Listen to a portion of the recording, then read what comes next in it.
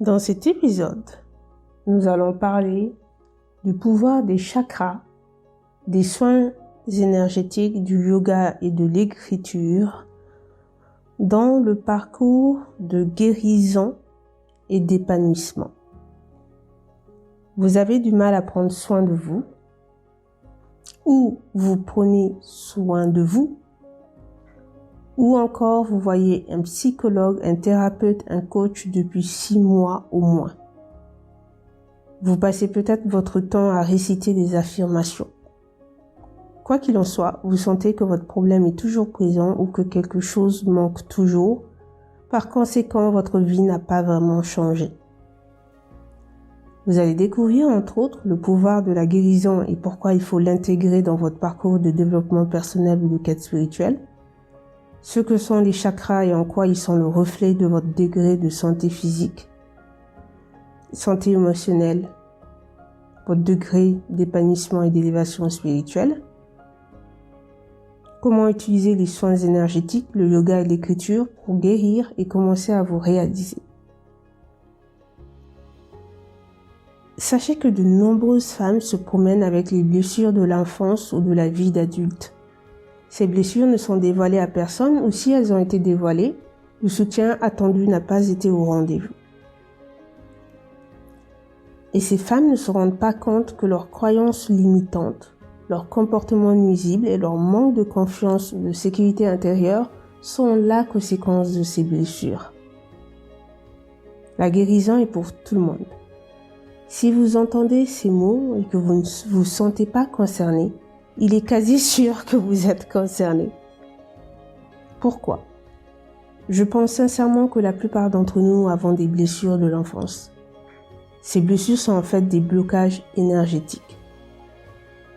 Si vous avez décidé de prendre soin de vous, je vous conseille de mettre la guérison au cœur de votre aventure personnelle ou spirituelle. Alors, qu'est-ce que j'entends par guérir? Il s'agit d'enlever toutes ces couches de blessures, de nettoyer ces blocages énergétiques qui ne sont pas vous, pour que vous puissiez vous retrouver et libérer la femme puissante que vous êtes réellement. Ces blessures ou ces blocages énergétiques sont comme une porte géante qui vous empêche de voir la puissante déesse que vous êtes réellement et de vous réaliser ou de vous épanouir. Ça peut être un processus intense ou douloureux de faire face à la réalité sombre de ces blessures. Il est donc tentant de l'éviter, mais il est important d'y faire face pour guérir et vous épanouir profondément. Les blessures s'accumulent dans le corps et elles laissent des traces énergétiques. Et j'en viens donc au chakra. Le corps n'est pas juste une couverture physique. C'est aussi un temple énergétique qui abrite une centaine de chakras. D'après certaines traditions et pensées indiennes, vient de plus de 5000 ans. Notre énergie vitale passe par plusieurs centaines de chakras situés sur tout le corps. On en dénombre 7 principaux situés tout le long de la colonne vertébrale. Chaque chakra gouverne une couleur et un symbole spécifique, plusieurs organes du corps, des fonctions organiques ou vitales spécifiques, différentes qualités ou énergies.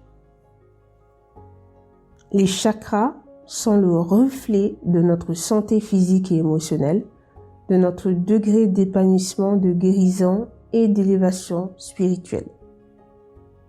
Tous les chakras sont reliés entre eux. Ils se soutiennent et travaillent ensemble.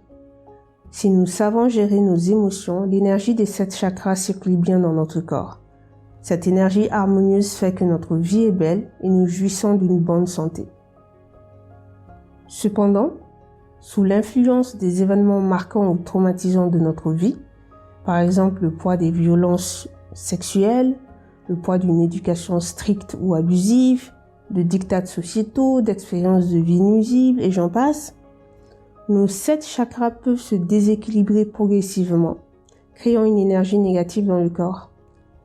Et ce déséquilibre entraîne peu à peu des problèmes de santé et des difficultés à s'épanouir. Le déséquilibre se manifeste de 2 façons. L'énergie du chakra est faible, elle circule trop lentement et cela perturbe l'équilibre physique, mental et spirituel. où l'énergie est suractive et cela perturbe aussi car elle circule trop vite. Alors, il y a 7 chakras, donc le chakra 1 qui est le chakra racine, le 2 qui est le chakra sacré, le chakra 3 le chakra du plexus solaire, le chakra 4 le chakra du cœur, le chakra 5 le chakra de la gorge, le chakra 6 le chakra du troisième œil, le chakra 7 le chakra de la couronne. Les chakras inférieurs, donc les chakras racines, sacrées, plexus solaire, sont la fondation sur laquelle notre psyché sain se forme. Les chakras supérieurs, donc chakra cœur, gorge, troisième œil et couronne, représentent des concepts plus élevés ou supérieurs. Le chakra racine correspond à la sécurité, la stabilité, la vitalité, la présence, la résilience et la confiance intérieure. Le chakra sacré correspond à la créativité, aux émotions, à la sexualité, à la sensualité, l'inspiration, la passion, la fluidité, l'adaptabilité et le pouvoir féminin. Le plexus solaire, c'est le pouvoir personnel, la capacité à agir, l'estime de soi, la volonté, la détermination, la confiance, la discipline, la persévérance. Le chakra du cœur, c'est l'amour, toutes les formes de l'amour. La compassion, l'harmonie, la paix, la générosité, l'humour, la joie et le pardon. Le chakra de la gorge, c'est l'expression de soi, l'authenticité, la communication, l'écoute, la clarté, l'intégrité, l'honnêteté et l'authenticité. Le chakra du troisième œil, c'est l'intuition, l'imagination, la perspicacité, la sagesse, la tranquillité, la capacité à imaginer le futur et son potentiel. Et le chakra de la couronne, c'est la spiritualité, la foi, le but de la vie, l'espoir, la connexion avec le divin. Vous trouverez dans les notes de l'épisode le lien qui mène au blog et vous trouvez dans l'article un tableau qui reprend les énergies ou les associations de chaque chakra. Donc c'est ce que je viens de vous énumérer. Et sachez que je l'avais déjà dit que chaque chakra va gouverner un ensemble d'organes et de systèmes. Et pareil, vous trouverez dans les notes de l'épisode un lien vers 2 articles où vous trouverez un peu plus de détails sur ces organes-là. Là, on va aller un peu plus dans le détail. Alors, le chakra racine est la base de tout dans la vie d'une personne. Il est centré sur la satisfaction des besoins essentiels et la relation avec la famille. Il est situé à la base de la colonne vertébrale. Il aide à générer l'énergie nécessaire pour se sentir bien dans ce corps, pour se sentir en sécurité émotionnelle ou financière, en bonne santé et pour transformer les rêves en réalité. Je vous avais déjà dit que l'énergie au niveau des chakras se déséquilibre de 2 façons. Soit l'énergie est faible, soit l'énergie est suractive. Lorsque le chakra racine a une énergie faible, on fait face à des problèmes de survie, c'est-à-dire tout ce qui est problème lié à l'argent, aux liens familiaux. On fait face à des problèmes liés au manque de confiance en soi ou de sécurité intérieure, au complexe d'infériorité, au malaise lié au corps. On a du mal à créer une vie stable et saine, etc. La liste n'est pas exhaustive. Lorsque l'énergie est suractive, on peut être figé dans les habitudes, on peut être très rigide, on manque d'ouverture d'esprit, on a du mal à changer ou à ressentir une satisfaction profonde. Je sens que cet épisode va être plus long que d'habitude. Alors, le chakra du ventre est centré sur l'art de profiter des joies et des plaisirs de la vie. Il est situé sous le nombril. Il aide à libérer la vraie nature, la sensualité, la sexualité et à apprécier les plaisirs de la vie. Il pousse à se connecter aux gens et aux belles choses de la vie. Les problèmes en cas d'énergie faible. Vous pouvez avoir un manque de sentiment d'abondance, de bien-être, de plaisir sexuel, de créativité, de spontanéité, de liberté. Vous pouvez aussi faire face à des émotions de honte ou de culpabilité par rapport au sexe et au plaisir sexuel. Vous pouvez avoir honte de votre corps, etc. En cas d'énergie suractive, là, il y a un risque d'addiction fort. Donc, addiction, ça peut être une addiction au sexe, aux gens, aux risques, aux sensations physiques ou aux changements. Le chakra du plexus solaire est centré sur l'art de se transformer et de contrôler sa vie. Il est situé entre le nombril et la cage thoracique dans la zone du plexus. Ici, il s'agit de prendre sa place dans le monde à travers les intentions et les actions. Le chakra du plexus solaire aide à dire non, à établir des limites, à se débarrasser des croyances limitantes ou négatives, à faire des choix décisifs et à réaliser les actions nécessaires. En cas d'énergie faible, il y a un manque d'estime de soi, de confiance en soi, il y a des difficultés à se faire respecter, à dire non et à prendre le contrôle de sa vie, à agir, etc. En cas d'énergie suractive, on a envie de dominer tout le monde. On fait face à un degré élevé de perfectionnisme, de compétition avec soi ou les autres, on est facilement irritable ou sanguine, etc. Je fais une petite pause pour dire que n'hésitez pas à visiter l'article de l'épisode parce qu'il y a les images des différents chakras. Et il y a aussi le tableau qui reprend les différentes associations ou qualités liées à chaque chakra. Je referme la parenthèse. Continuons. Le chakra du cœur est le centre de l'amour, du pardon, de la compassion, de la paix intérieure, de la joie, du bien-être et de la générosité. Il est situé au milieu de la poitrine. Il s'agit de créer un bel équilibre entre recevoir et donner. Lorsque l'énergie est faible, il y a un manque d'amour de soi, le grand fléau des femmes. Il y a un manque de joie, de paix intérieure, de pardon, manque de compassion envers soi et les autres, etc. Lorsque l'énergie est suractive, il y a une obsession à vouloir donner de l'amour, une obsession à sauver tout le monde, même si personne n'a rien demandé. On s'implique dans les drames émotionnels d'autres personnes, on a tendance à vouloir trop demander de son entourage, trop attendre de l'entourage.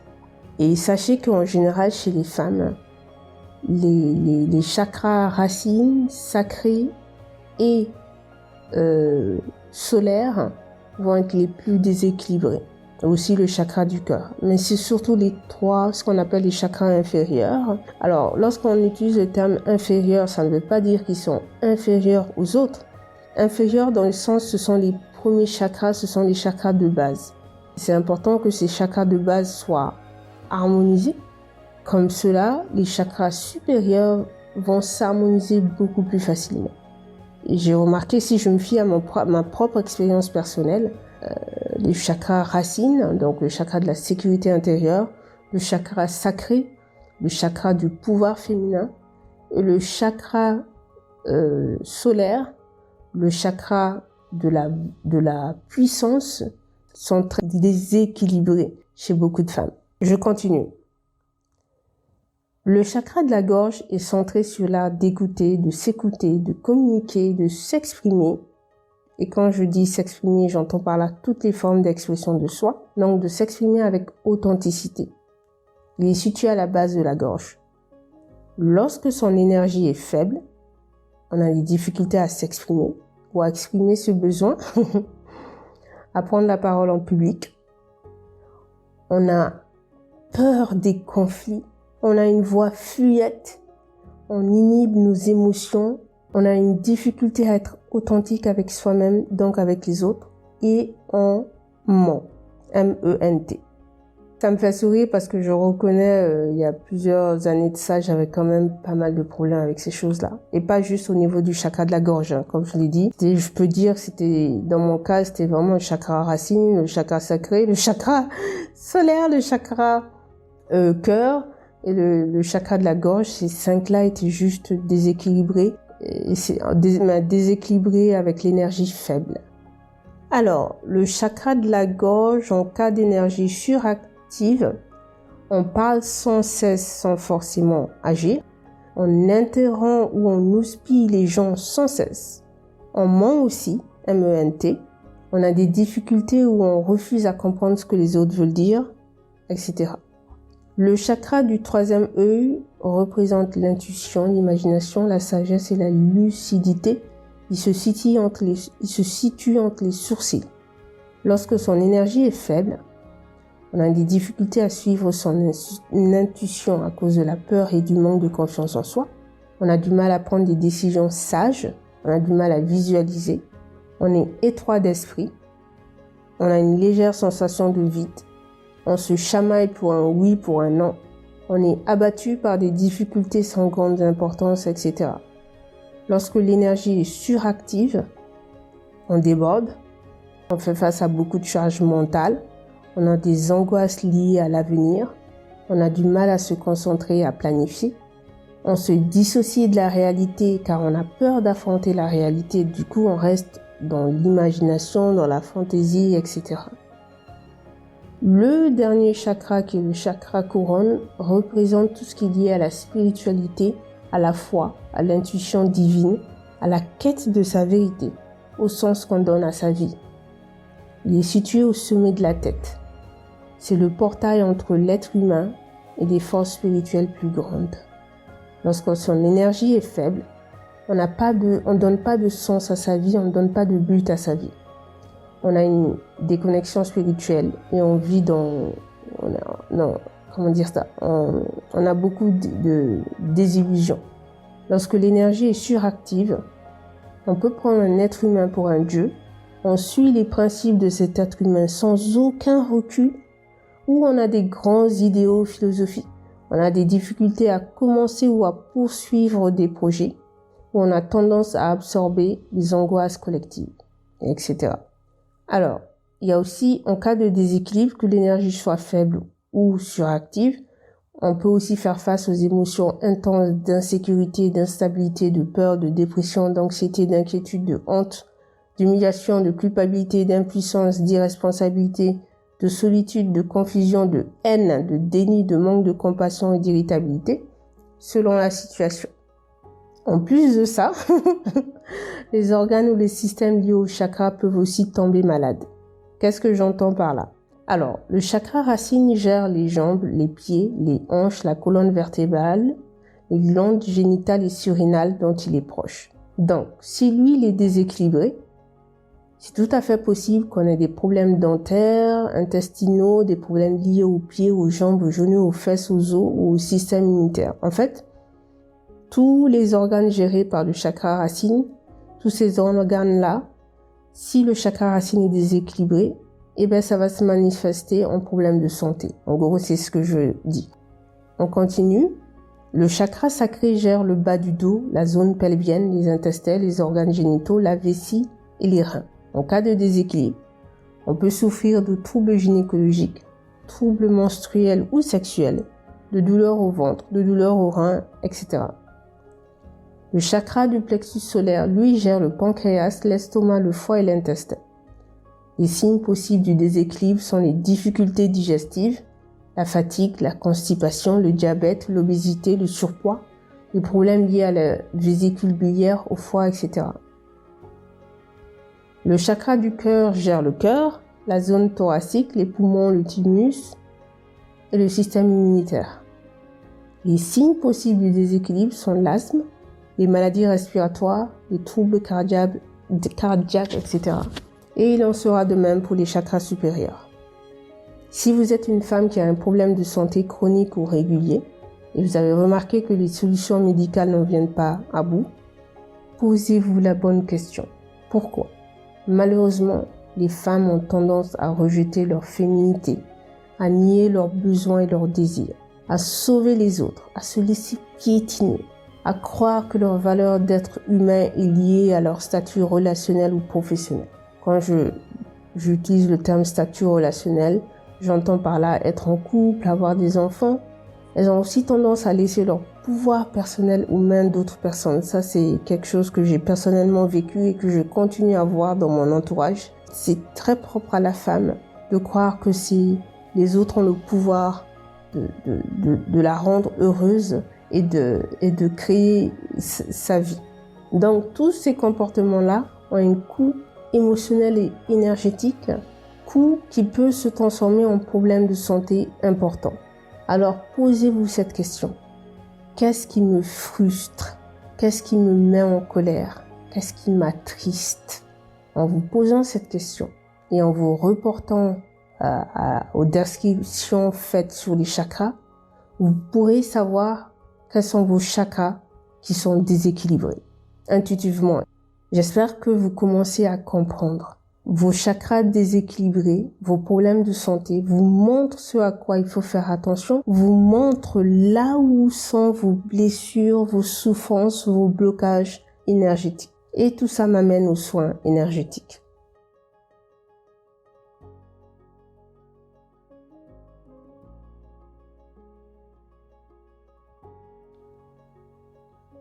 Les soins énergétiques sont destinés à nettoyer le corps pour dissoudre toute forme de blocage physique et émotionnel, équilibrer la force vitale du corps et de l'esprit et guérir.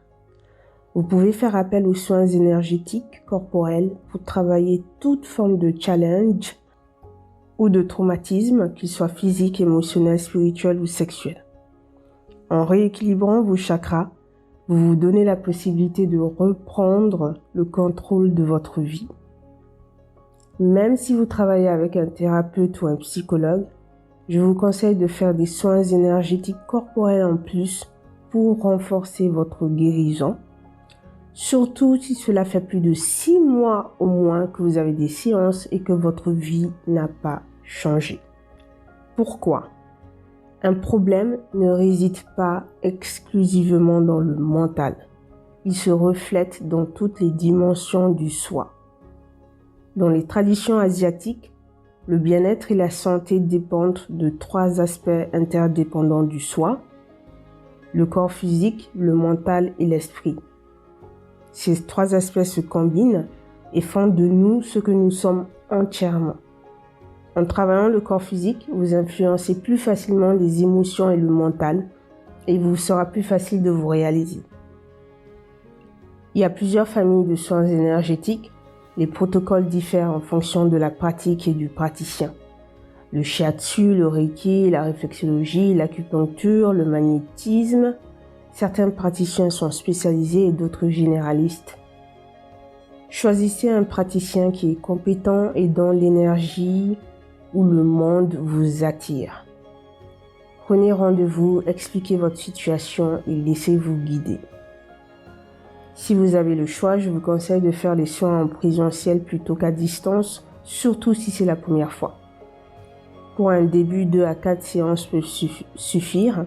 Cela dépendra de votre situation personnelle. Commencez par un nettoyage général des 7 chakras. Et surtout, sachez que les chakras racines, sacrés et solaires sont les centres d'énergie les plus déséquilibrés chez beaucoup d'entre nous. Il me semble l'avoir déjà souligné. En travaillant ces chakras inférieurs, les chakras supérieurs vont s'harmoniser plus facilement. Ceci dit, le praticien ira dans la direction indiquée par votre corps. Et à la fin, il vous donnera son ressenti, ce que votre corps lui a dit. Alors, vous ne le savez peut-être pas, mais j'ai une naturopathe qui me suit depuis plus de 4 ans. Et je peux vous assurer que ces techniques corporelles et ces réflexions m'aident dans ma quête spirituelle. Voici 3 conseils.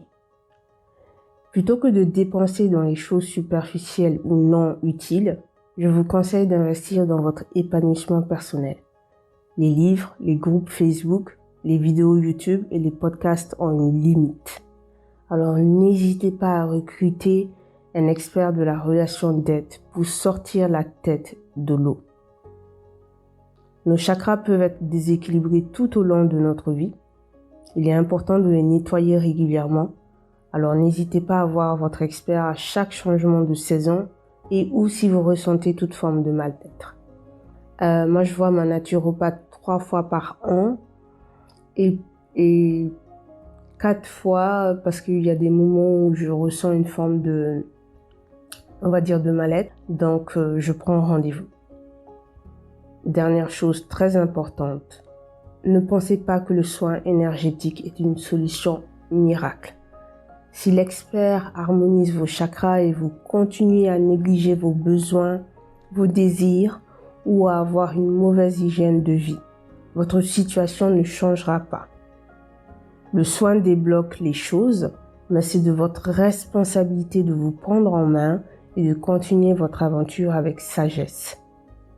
Sinon, vous allez créer un cercle vicieux et vous allez dépendre des soins et ce n'est pas le but. N'oubliez pas qu'il s'agit avant tout de reprendre votre pouvoir personnel. Continuons. Alors, vous pouvez utiliser 2 outils supplémentaires chez vous pour renforcer les soins, le yoga et l'écriture. La définition simple du mot yoga est union. Le yoga n'est pas un concept de fitness, contrairement à ce qu'on pourrait penser. Cette science spirituelle vise à déployer les potentiels infinis de l'esprit et de l'âme humain. Unir la conscience individuelle avec celle de l'univers, c'est ça la philosophie du yoga. Traditionnellement, le yoga est un parcours complet divisé en 8 volets. Ces derniers combinent style de vie, conduite morale, pratique de purification, c'est-à-dire l'alimentation et les méthodes de désintoxication, posture physique, technique de respiration et de méditation. Alors ici, c'est la pratique physique du yoga qui m'intéresse. Parce qu'on peut s'en servir pour purifier le système énergétique, donc les chakras, pour se redécouvrir, pour être en contact avec son corps et opérer une transformation en soi. Vous pouvez suivre des vidéos gratuites sur YouTube ou acheter un programme en ligne. Cependant, je vous conseille vivement de recruter une spécialiste du yoga de votre ville avec qui vous raisonnez pour qu'elle vous crée une séance adaptée à vos besoins et à vos désirs particuliers. Une séance de 10 à 15 minutes, ça suffit. Pour un début, elle peut venir chez vous 2-3 fois pendant 1 heure ou plusieurs heures dans la même journée. Elle pourra vous guider, vous savez, vous donner les bonnes postures, vous donner des conseils, des réflexions. Elle peut aussi vous filmer durant la séance et vous aurez votre vidéo personnalisée. Choisissez votre rythme et respectez-le. Il faut que la pratique du yoga soit régulière. Vous pouvez faire 1 à 2 séances tous les jours ou 1 à 2 séances tous les jours sauf le week-end. À vous de choisir. Un jour, votre intuition ou votre corps vous dira s'il est temps d'avoir une nouvelle routine ou de passer à autre chose. Et plus vous serez en contact avec votre corps, plus vous cultiverez votre intuition féminine. Je fais face à une problématique particulière depuis des années et j'ai découvert que les postures de yoga pouvaient m'aider. Donc, au moment où j'enregistre cet épisode, cela fait 2 mois que je fais 1 à 2 séances de yoga quasiment tous les jours. Et je dois reconnaître que je suis encore plus en contact avec moi-même et mon corps. Et certaines émotions bloquées et des larmes ont même été libérées durant mes séances. En juin, je prévois une journée retraite féminité à mon domicile avec ma coach en yoga. Elle va me proposer un programme adapté à mes besoins et à mes désirs spécifiques. J'en viens au journal. J'utilise l'écriture comme outil de développement personnel depuis 2015. Et je peux vous assurer que cela m'aide à prendre conscience, à me découvrir, à libérer beaucoup de choses et à évoluer. Pour soutenir votre travail de guérison, pensez à tenir un journal de vie. Écrivez-y tout ce que vous voulez, le beau, le laid, la lumière, l'obscurité. Laissez sortir toutes ces émotions refoulées, explosées, tout ce que vous ne voulez pas regarder en face, vos désirs secrets, votre expérience de vie, bref. Considérez-le comme votre miroir enchanté dans lequel vous pouvez vous regarder. En écrivant, vous allez vous redécouvrir, prendre conscience de votre moi profond et vous libérer. Ne vous jugez pas, ne vous censurez pas durant l'écriture. Personne d'autre ne le lira, alors laissez-vous aller. Vous pouvez acheter un beau cahier à spirale, décorer la couverture si vous le désirez. Laissez votre créativité vous guider. Vous pouvez écrire, noter des mots-clés, faire des schémas, coller des images ou un vision board. Amusez-vous durant le processus. Suivez vos propres règles et faites comme vous le sentez, c'est votre outil. Je crois au pouvoir des soins corporels. Si vous voulez guérir de quelque chose ou prendre soin de vous, ne vous contentez pas de travailler sur votre mental.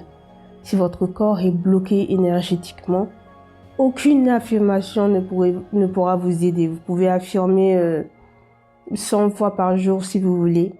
Votre situation ne changera pas. Donc, pensez à introduire les pratiques corporelles dans votre parcours de développement personnel. Le temple sacré d'une femme est son corps.